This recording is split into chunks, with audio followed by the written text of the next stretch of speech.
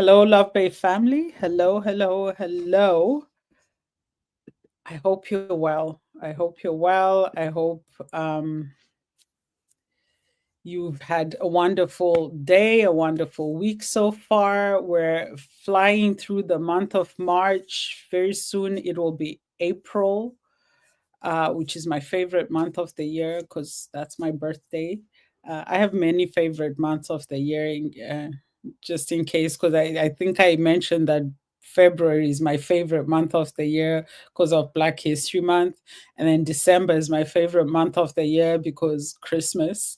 And April is my favorite month of the year because it's my birthday in April. So I'm looking forward to April. I'm looking forward to resting during my birthday week and just taking some time off. I hope you've been taking care of yourself. You've been taking care of your loved ones. You've been prioritizing your mental health, your emotional health, your spiritual health as well. You are watching the Mental Health Hour or you're listening to the Mental Health Hour, depending on where you're accessing us from. So, hello. Thank you for spending this time with me. Love Bay Radio Mental Health Hour.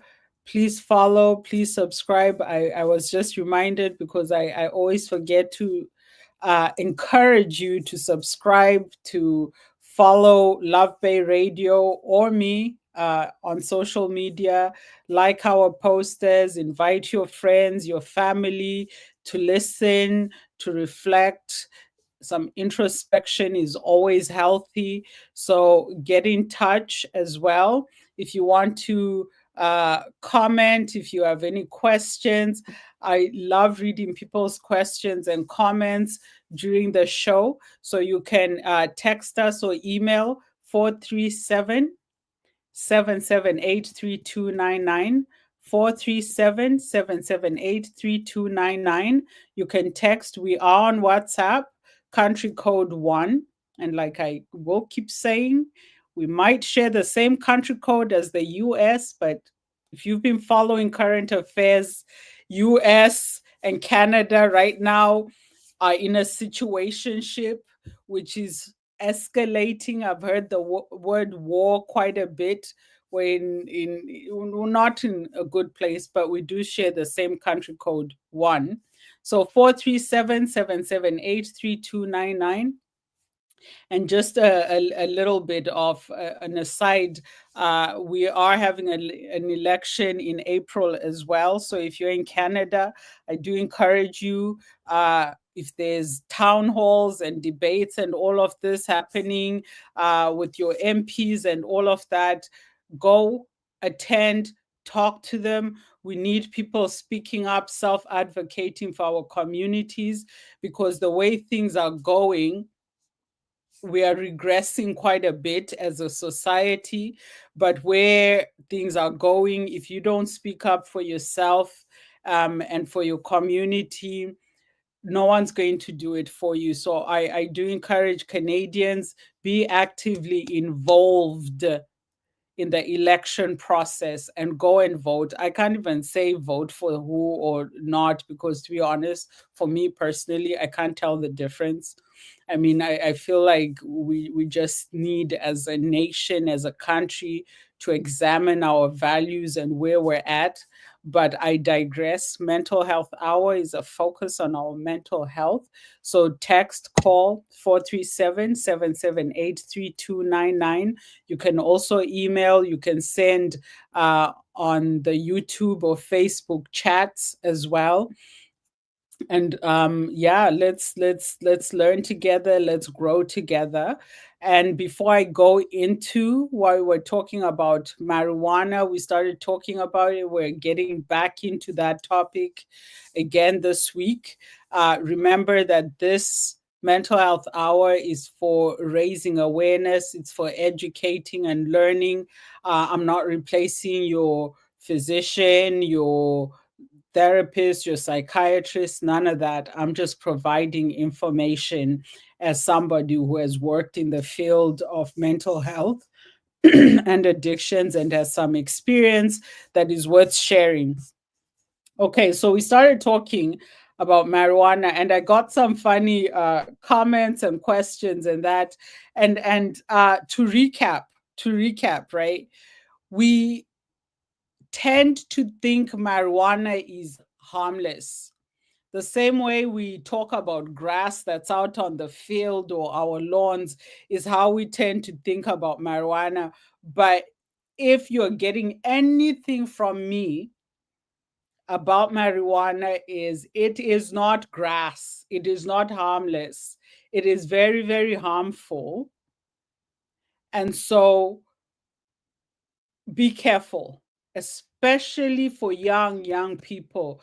Your brain is still developing, and we know that use of marijuana can actually interrupt brain development because it is harmful. I told you it directly interacts with your dopamine, serotonin in the brain, and a continued use of marijuana can actually change your brain and the way your brain functions. And it's not change for the better. We love change, right? We say change is good, not where marijuana is involved.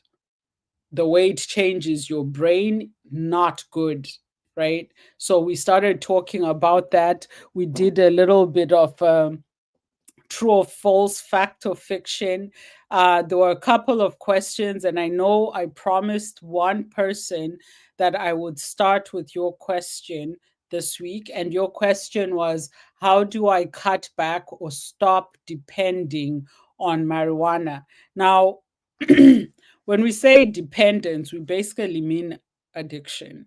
I mean, you are now depending on marijuana for things that you should be able to do without marijuana.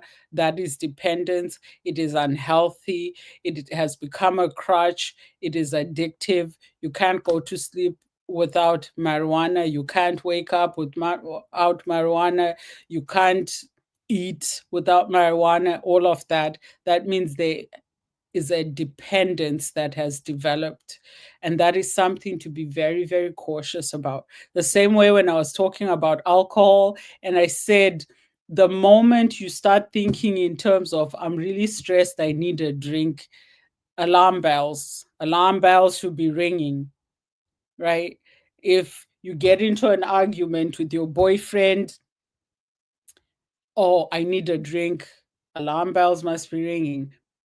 Marijuana, alcohol, substances should never be the thing you reach out for in a moment of crisis, in a moment of anxiety, of anger, of depression, whatever it is.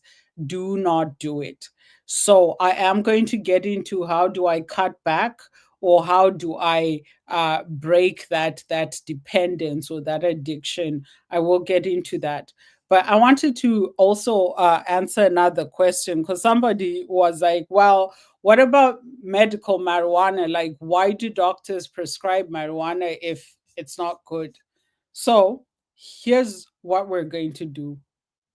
We're going to look at some of the medications that doctors prescribe, and rightly so, because we're not saying it's wrong for doctors to prescribe prescribe addictive substances or medications. We're not saying that's wrong, right? These things are needed, but the bottom line is they are addictive, right? You can get addicted, and that means you are at fatal risk. Okay, we know in North America, but also we're seeing, and I think if it wasn't the last time, it was the time before that, we're seeing a rise in the use of fentanyl. So many people have died. So many people have died because of fentanyl, partly because they mix it with other deadly substances, but also because they can't stop. They are addicted. And we're seeing a rise in the use of fentanyl in Africa, unfortunately, amongst our young people. So fentanyl related deaths are starting to rise in Africa as well. In the Caribbean, we're seeing that, but across the globe, fentanyl has become a real issue. And here's the thing, doctors do prescribe fentanyl. They actually prescribe fentanyl. So it is a medication that a doctor can actually, you go to the doctor and say, Doctor, I'm in a lot of pain. And the doctor will take their prescription pad and prescribe fentanyl for you. The same thing that is killing hundreds and thousands of people. So when you then look at marijuana and say, oh, but they prescribe marijuana for this, that does not mean it's not harmful or it's not dangerous or there's no risk to it. Most medications, even simple Tylenol or Advil or Panadol or these painkillers, they have side effects. I know there are some that I can't take because if I take them for a period of time, I end up with an ulcer in my stomach. They corrode my stomach. We call it a side effect. Well, guess what, people?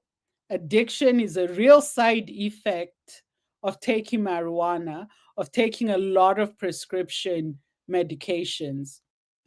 So the opioids we've talked about, which are basically painkillers, you have oxycodone, oxycontin, Percocet, we have Vicodin, we have hydrocodone. These names are challenging for me. You have codeine, you have morphine, you have fentanyl. These are painkillers that the doctor will prescribe. And these same painkillers have destroyed lives in ways you would not believe.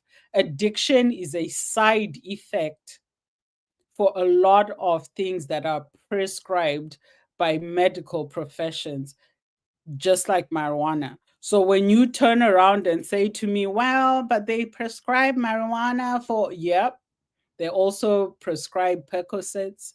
They also prescribe fentanyl, uh, codeine, oxycodone. All of these things are very dangerous in the context of addiction.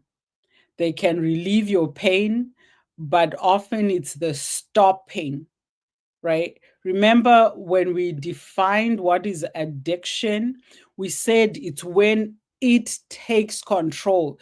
You can no longer control your use of that substance. It is now driving you. And your family, your mommy who loves you, who carried you for 9 months, like she's used every trick she knows in the book to stop you, and you want to stop as much as she wants you to stop, but you cannot.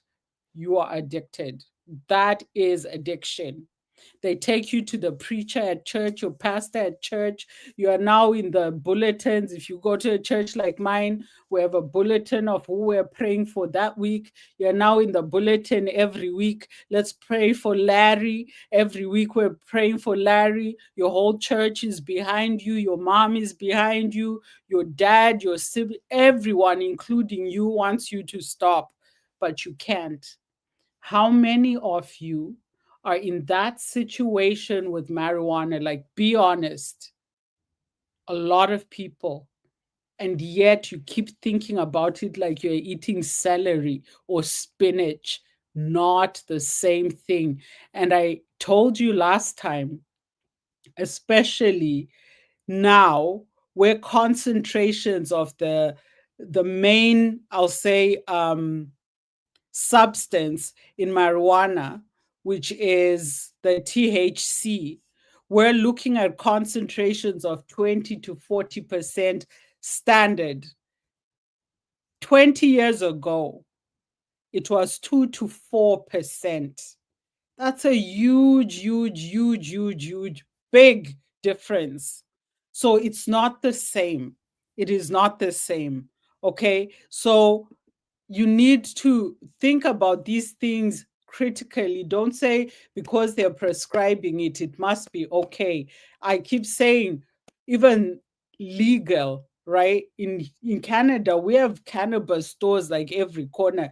I'm driving to work, I pass at least 10, like legit license legal marijuana dispensaries, absolutely legal, but not necessarily safe for you. And I've said your friends might be doing the same things, but you are the one who ends up addicted. It doesn't impact everyone the absolute same way. Okay. We have benzodiazepines, which are mostly like for anxiety and sleep. These are other medications that doctors prescribe that are addictive and dangerous because of that addictive nature. You cannot stop. And once addiction takes over, it starts to impact. If you're in school, you're not doing that well anymore, end up dropping out. If it's work, you end up losing your job, your livelihood, and all of this has a trickle effect, right? You lose your job, you can't pay your rent or your mortgage, you end up on the streets. This story is unfortunately very, very common. Talk to a lot of the people who are unhoused, who are homeless right now. A lot of them have experienced challenges with addiction. Not all of them, but a lot of them. And most of them have had challenges with their mental health. Xanax, Valium, Ativan, Clonopin. These are common things that we know are prescribed for mental health. It can be depression and anxiety. It can be sleep disorders. I had, what was it, Ativan? For insomnia. No, I was prescribed it for chronic headaches. I was getting migraines, chronic headaches, and I was prescribed one of these addictive medications. Fortunately, it was in a very, very small quantity, and I didn't take it for long. But I remember when I started taking that small quantity, would knock me out. Like I was sleeping for 14 hours a day. I could do nothing. And remember, we talked about how at first you need small quantities, but then your body develops a tolerance. So now you're increasing your use, you're increasing your use. And as you're increasing your use, your body is like scrambling to keep up with this thing, which messes up your body, messes up your system, messes up your brain even, and impacts your productivity in life, right? So I was prescribed, I think it was Ativan. I can't quite remember.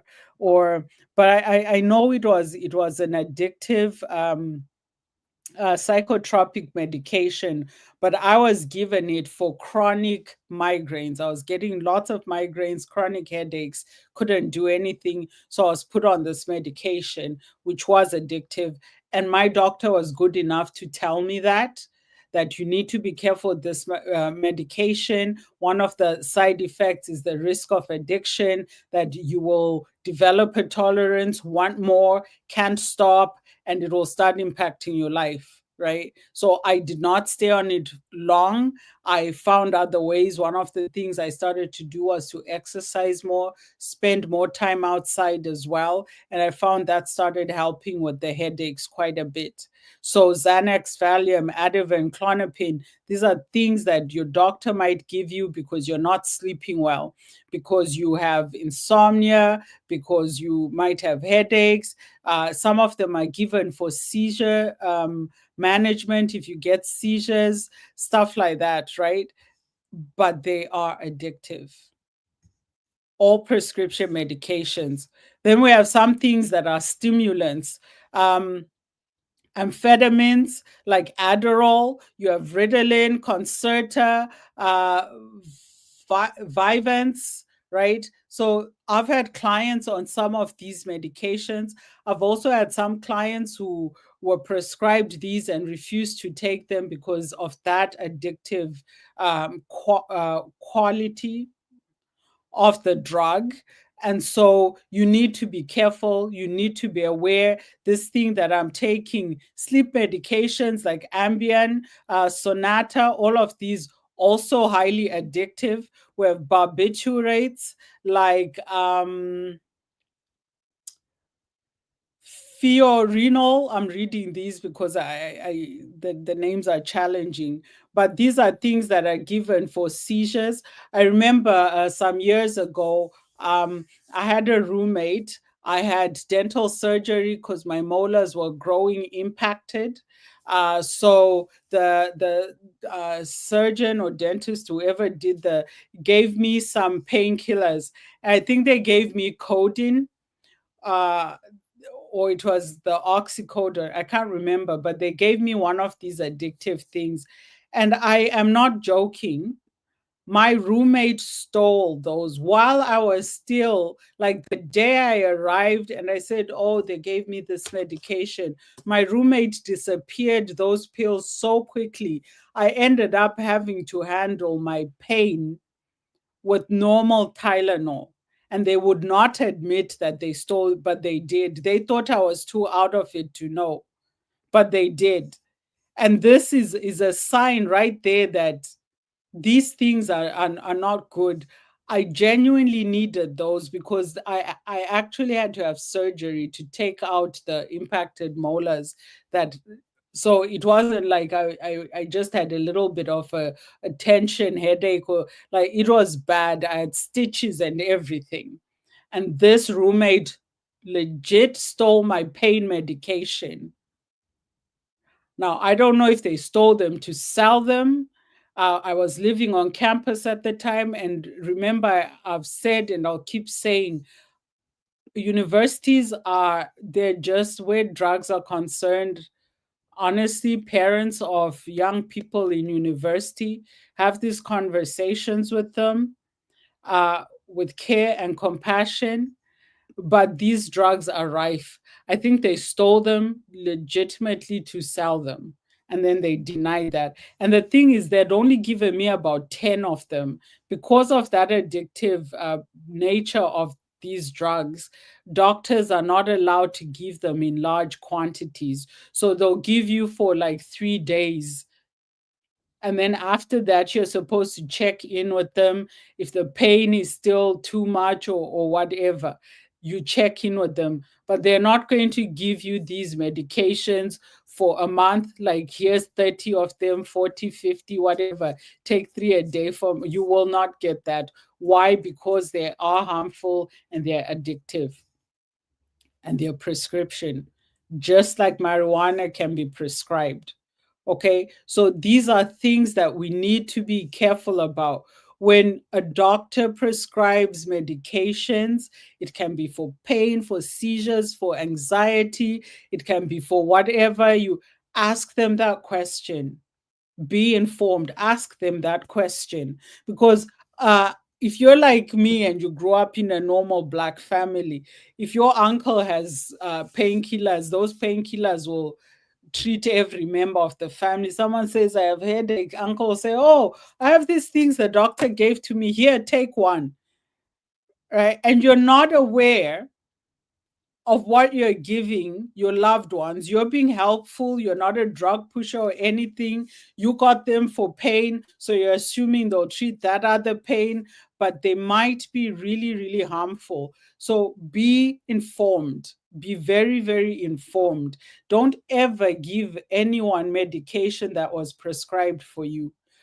If you need to give a loved one something, go to the pharmacy, buy something over the counter if you didn't have that at home, but never give anything that was prescribed to you.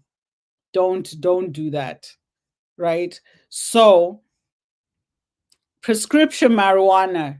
Do doctors prescribe marijuana? Absolutely, definitely, yes. Why? For a lot of the same reasons. These are the medications I've been telling you about: pain, chronic pain, anxiety, insomnia, uh, seizures and epilepsy, MS, glaucoma, cancer, HIV or AIDS treatment. A lot of the same reasons, these same drugs that I told you about, the opioids, the benzos, the stimulants, the barbiturates, muscle relaxants as well. The same reason those other medications are prescribed, we find marijuana is prescribed for the same things. So why would you think, oh, all these other things will be addictive that are being prescribed, but marijuana, no, it's as safe as eating grass? Like, come on, like, let's stop lying to ourselves. Marijuana is not what we say it is. Is it all bad? No. Can it help? Yes. But is it addictive? Yes, which means it is potentially unsafe. Okay. And last time I told you the thing that makes it psychoactive is the THC, which is the tetrahydrocannabinol in the marijuana. So if you're, especially here in North America, like everything these days, you can buy face cream that has CBD. And CBD is the other chemical that is found in marijuana that is not psychoactive, that is not necessarily as bad as the THC. In other words, the CBD, it won't make you high. The THC, that makes you high. So THC does help with pain relief. It helps with nausea, especially for people going through chemotherapy for cancer, and that also helpful for people with HIV/AIDS who might be experiencing challenges with their appetite, depending on their treatment and all. The THC, which is the psychoactive or the part of the marijuana that makes you high, is prescribed for those things. CBD does not make you high, but it is part of the marijuana plant. That's effective for anxiety, seizures, inflammation, pain, insomnia. So when you go to a marijuana store, yes, I've been to a marijuana store to feed my curiosity. So they will have some things that only have CBD, some have only THC as the main ingredient, I mean, and then some have a mix of both. And so I know there's a limit to how much THC can be sold, like in these marijuana places. And they're obviously then trying to limit that. Why? Because it's not as safe as we like to think it is. So marijuana is just as addictive and therefore unsafe as a lot of prescription drugs. Just because your doctor gave it to you does not mean it's not addictive or it's not unsafe. So I hope I've answered the question. Well, why do doctors prescribe medical marijuana then if it's so bad, right? So, marijuana can help with your anxiety, all of that. But a lot of people actually, it works the opposite way. You're trying to take marijuana for your anxiety, and instead your anxiety shoots up. Along with that comes paranoia, panic attacks, and I've seen this. And this is because, like I said, and will keep saying, the concentrations are now different. You're taking higher concentrations of THC.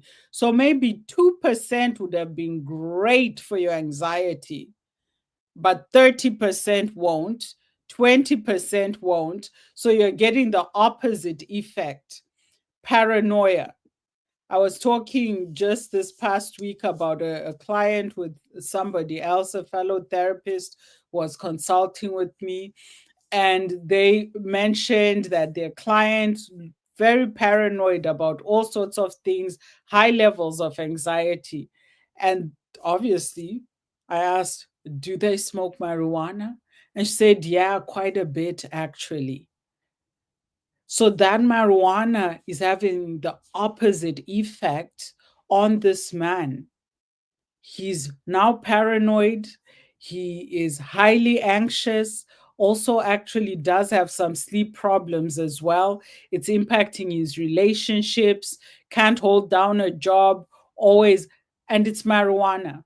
And the unfortunate thing is, it's acting in the opposite way that it was intended. So it does, especially these high THC strains, they worsen your symptoms of mental illness, depression, schizophrenia, or bipolar. So many people trying to self medicate with marijuana for bipolar, and they get into a lot of trouble. And by trouble, I'm not talking like with police, although there's that aspect of it, but they lose absolute control of their mental health. Marijuana, if you're going to take it for any medical reason, do it under the supervision of a healthcare professional who knows how to use marijuana as medication. Not everyone who went to medical school learned how to do that. So ask questions, listen, especially in Canada. I think because our health care is free, we're paying for it in other ways, trust. We tend not to question our physicians. And I've had some physicians that got angry with me because I asked them questions. You have the right. And if they don't want to answer your questions, you know what? Stand up and leave, report them to the college. They have a college that governs their practice. I think it's a college of physicians and something, something. But report them that this person was prescribing me this thing. I asked questions. They refused to answer my questions, got mad, or whatever it is. You have a right to be absolutely fully informed about your treatment, including medications. So ask your doctor. And then when you've asked your doctor, guess what? When you go fill that prescription at the pharmacy, ask the pharmacist. I've been sometimes in the queue at the pharmacy, and the pharmacist is giving out medications, and then they ask the person, I have you used this medication before? The person says yes, and they're like, but would you have any questions, or can I tell you more? And the person's like, no. Don't do that. Even if you've been on the medication for a while, you also might need to know and ask, I've been taking this medication for 3 months.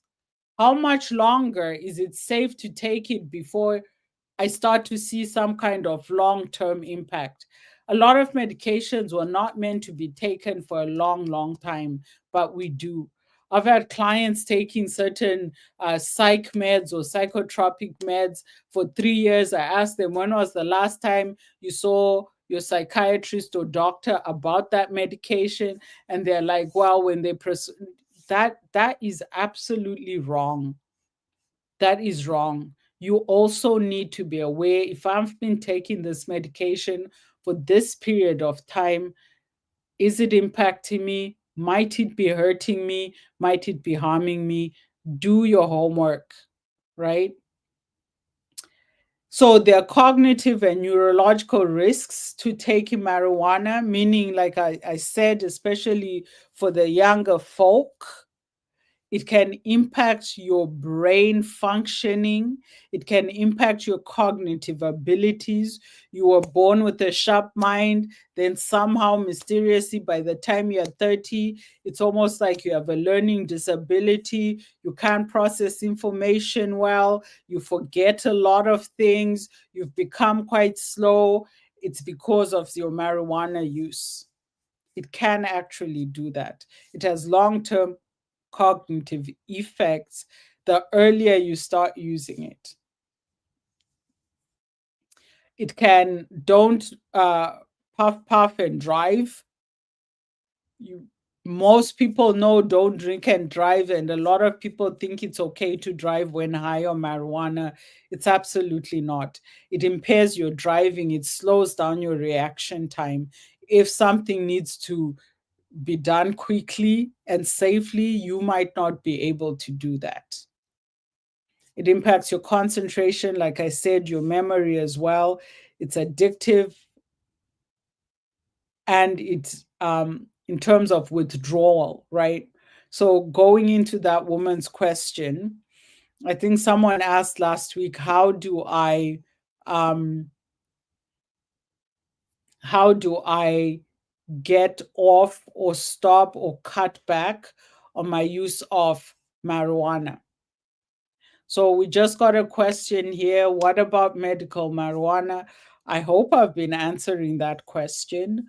Um, and I feel like since this mental health hour started, that's the question I've been answering.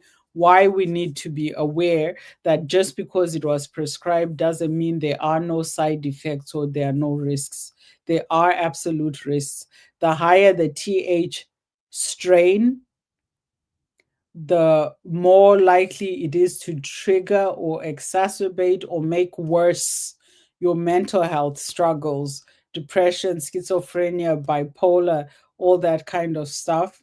It can increase anxiety, paranoia, panic attacks, because it's not the same as what people were smoking 20 years ago. It's absolutely not.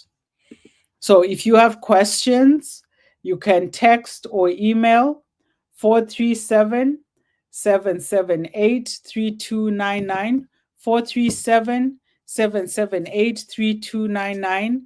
Do follow us on your favorite social media platform. We're streaming on Facebook, we're streaming on YouTube.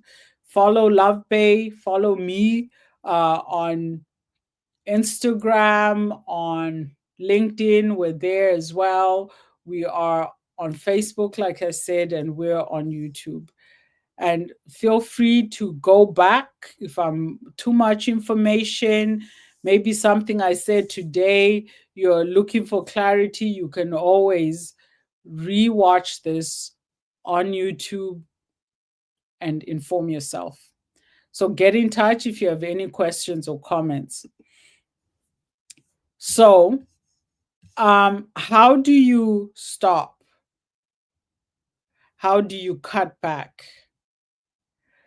I have encountered people, particularly, I'm thinking of a specific case. The woman was pregnant and she was a chronic user of marijuana.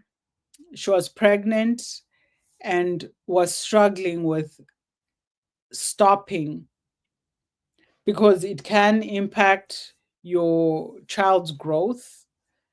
Again, you might be thinking, oh, but like it's just marijuana, it has no impact, and you're smoking these high THC levels and you're pregnant.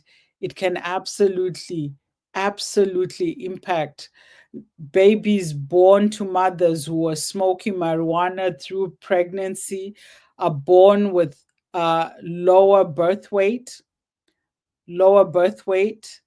Sometimes there's risks of premature birth.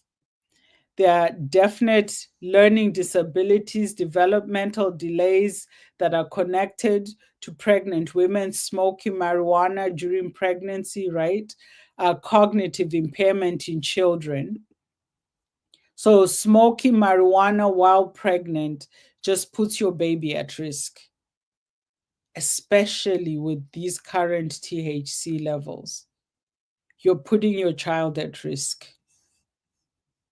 And so she was struggling to stop.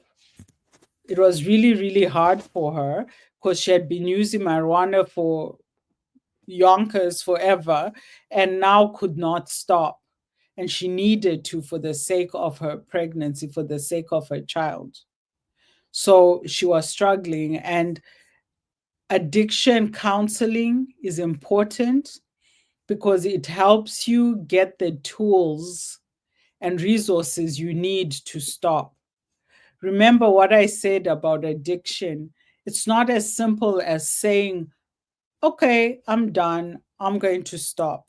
For most people who are struggling with addiction, that is the biggest struggle of all, stopping. Some people stop for a day, 2 weeks, a month, and then relapse because it's really, really not that simple. And that's why you need the care and support of an addictions specialist. They will help you. Same thing with the medical prescriptions I was talking about before, the oxys and all of that. If you find you've become addicted to your pain medication, get help to get off it. Sometimes what happens is the doctor will prescribe something, and then we decide we're going to take it the way we think is best.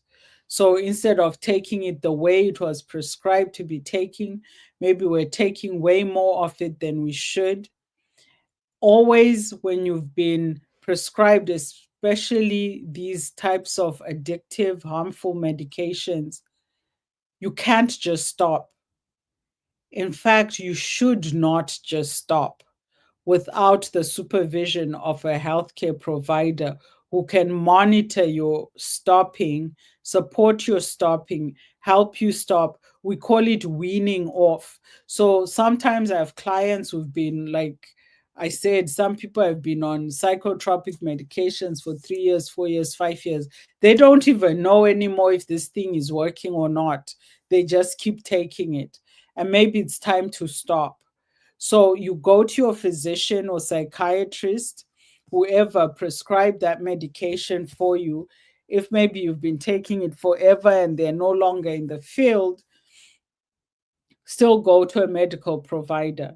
What they will do is put you on a schedule, on a plan on how to cut back in a safe and healthier way.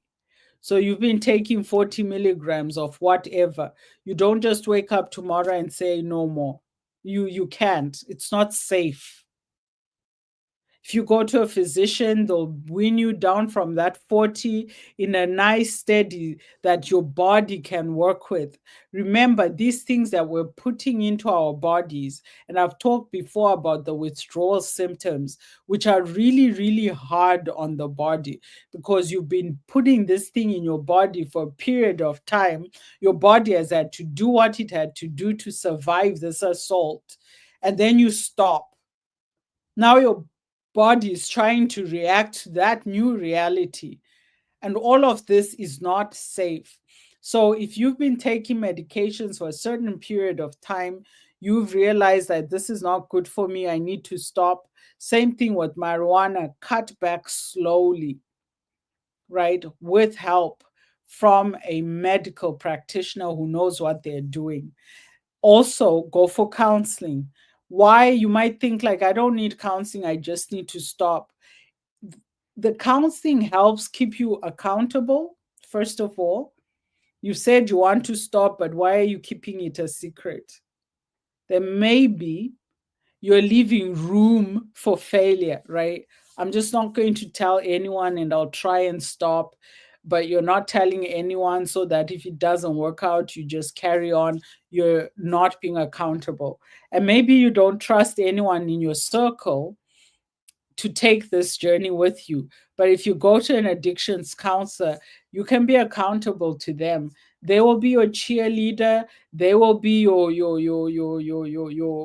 police. They will be your everything that you need to help you deal effectively with your addiction. So you're seeing the physician to help you cut back in steady doses so it doesn't impact your body too hard. You're seeing an addictions counselor who's talking you through it as well and helping you stay accountable, look for solutions, do what you need to do to maintain that change. Why are you keeping it a secret? Because you're leaving room to go back. And that is actually a common behavior with people with addiction. That denial piece, right? So many times I've had clients say things like, oh, I can stop anytime.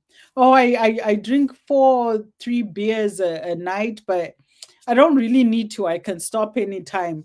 And for me mentally, and I laugh now because I was speaking to a fellow therapist again that I support their work. And they were talking about a client that they asked, how often do you smoke marijuana per day? And the person was like, oh, just once or twice. And she's like, but in my head, I thought like times three. Yeah, because a lot of people downplay the extent to which they're using these substances and alcohol and drugs and marijuana, because by underplaying it, it makes it seem less harmful. But the reality is, in my experience, with people that have come for therapy and support with addiction, with different things, the way they're saying just once or twice, they actually mean six or eight. And it's not until you are ready to be honest that, listen, I had a fall last February. My doctor gave me some Percocets because I really, really hurt my back and it was terrible. And I have not been able to stop. I've worked in clinics where you had people that you were seeing every week. Oh, today it's my back, it's my this. And all they were trying to do was get those drugs. I've had clients as well when I worked in a clinic. I remember, like, they had their circle of people that they did drugs with, and they took turns to go to the doctor. Today's your turn, and you'll find that their friends, their fellow drug users, and that are waiting for them outside the clinic. Oh, did you get it? And then they divvy it up. And tomorrow it's somebody else coming, and they're taking turns, because remember, the doctors no longer give these things in large quantities. They give them in small quantities. So they now have a cooperative. Today it's your turn, go get us drugs. Today it's your turn, go get us drugs. I once knew one client, and he wasn't lying. He was attacked and robbed, not for money, but for his prescriptions. And he came back same day. He had injuries and blood and everything. He had been attacked for his Percocets or his oxys, for his drugs. So it is a very real thing. Addiction is very real. And this is where we see some of the really heartbreaking characteristics of human beings, because they are no longer in control of themselves, what they say, what they do, how they act. It's now just about getting that next high. And you might think nobody does that for marijuana, but people do. People do. People absolutely do. Before marijuana was legal here in Canada, I had patients who were legitimately seeing doctor after doctor try to get prescription marijuana. Why? Because sometimes it's cheaper than what was sold on the streets, right? And sometimes it's better quality as well. And sometimes I'll say a class thing or a socioeconomic thing.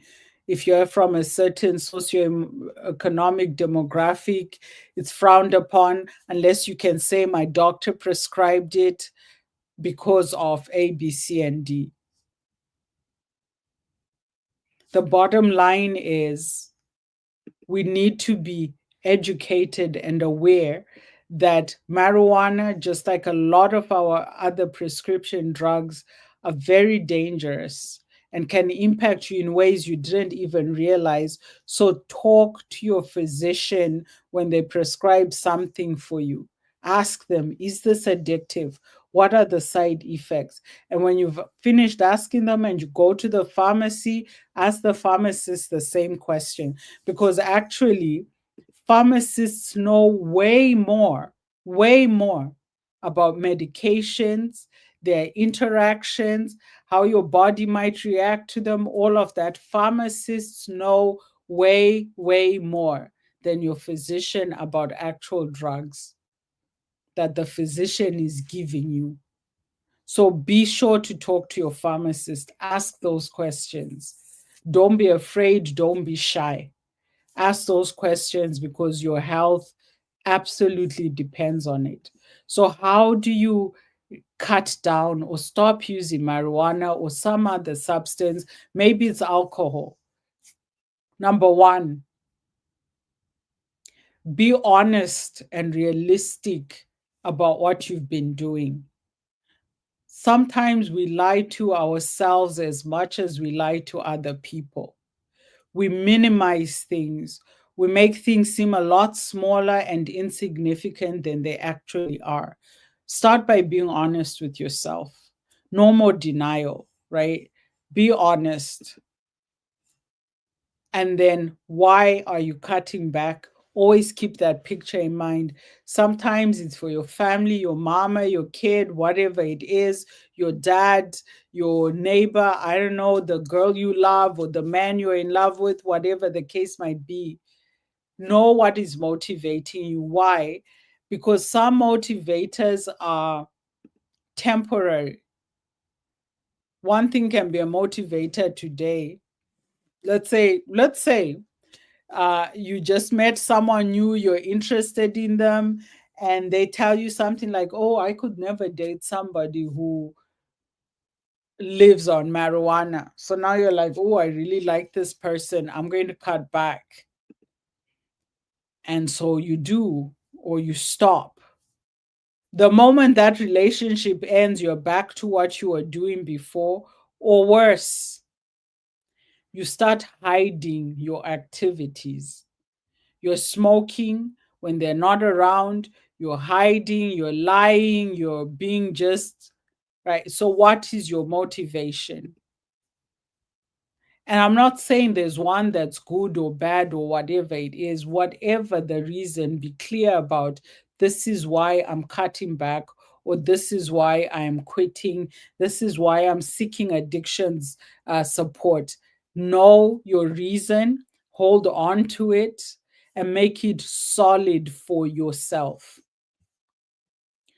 So be realistic, know why you're cutting back, and then one way you can also uh, is track your use, right? So sometimes we don't realize actually, like in the case of cigarettes, I remember um, talking to one woman a while ago, and she actually did not realize how much she was smoking until we said, like, let's look at it. Why? Because she was buying those big bags, right? The bulk ones. And so she's just grabbing them. They're not in individual packets, like, so she's just and she's not realizing how much she smoked because there's a huge supply, plenty of supply. So she wasn't keeping track.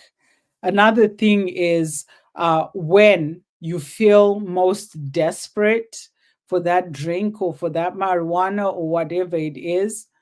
I've given the example. Some people, it's after work, you've had a long, tiring day, and the first thing you're thinking is, I need a drink.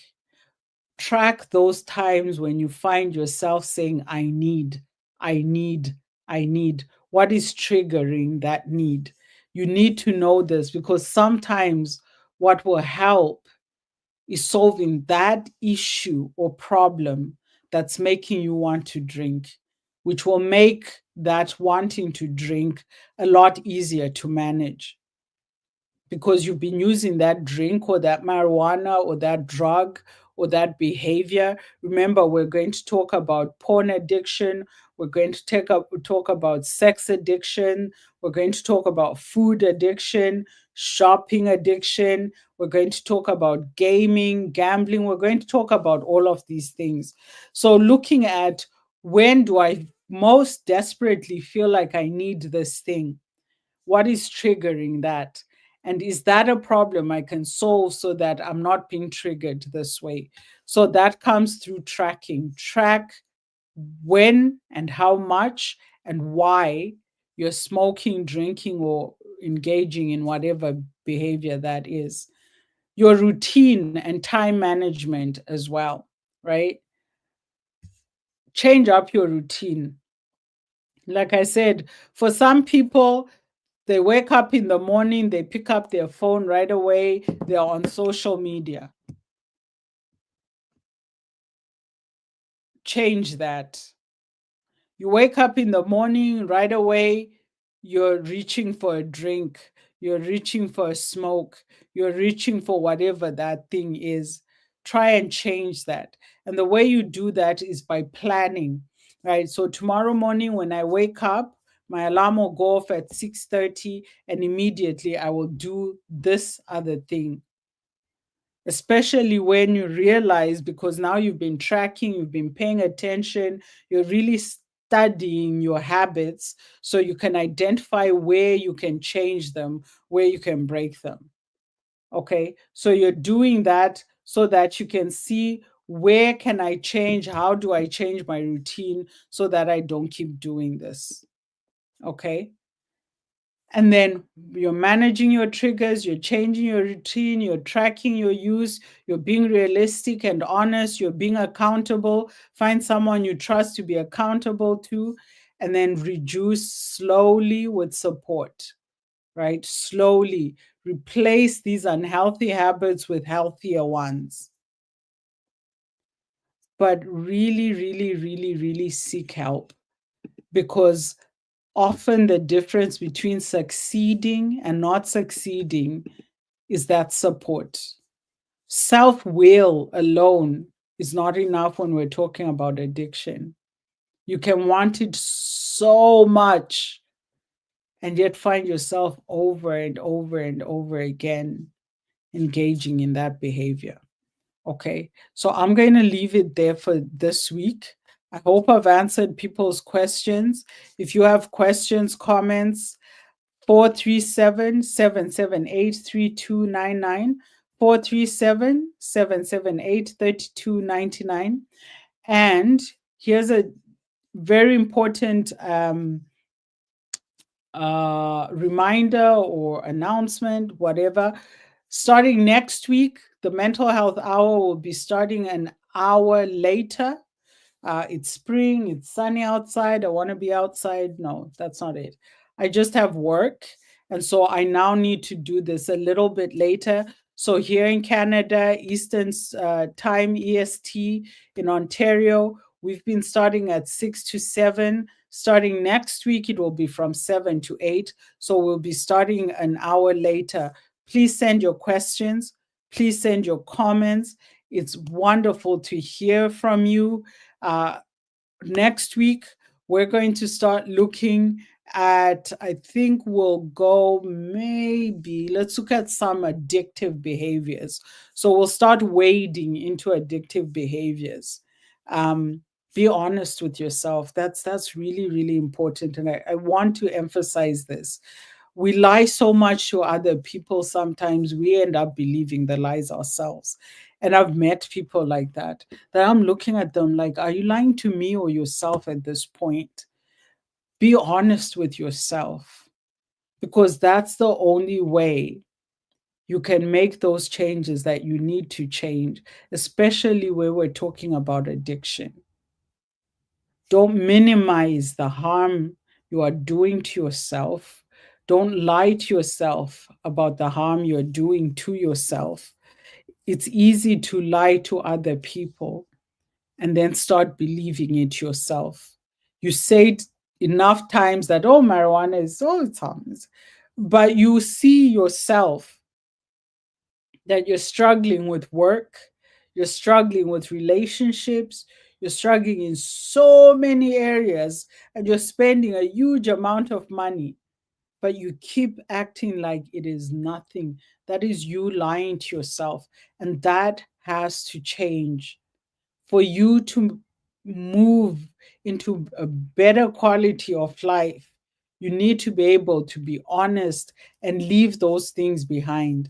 So, really, really, really reflect on Is this what I want for myself?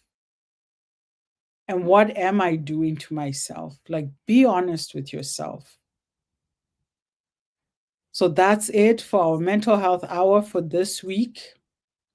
I hope you enjoy the rest of the week and the rest of the month of March. Um, I always say, those of you in nice, balmy climates, buy us a ticket so we can come do the mental health hour from the beach in Jamaica or Barbados or the Bahamas or anywhere really, anywhere where there's sun and sand, I'm there. So thank you for spending mental health hour. Next week we'll start looking at addictive behaviors. So that's that porn watching, that sex addiction. We'll look at gambling, food addictions, shopping, gaming. We'll just start generally looking at addictive behaviors before we start diving deeper into the actual behaviors. So if you have any questions around some behaviors that you or maybe someone you care about and love, um, tune in, send your questions, send your comments, 437-778-3299. And the area code or country code is 1. You can text us on WhatsApp. You can message us on chat on YouTube or Facebook or wherever it is that you've been listening to us. Thank you, Love Bay family. Good night.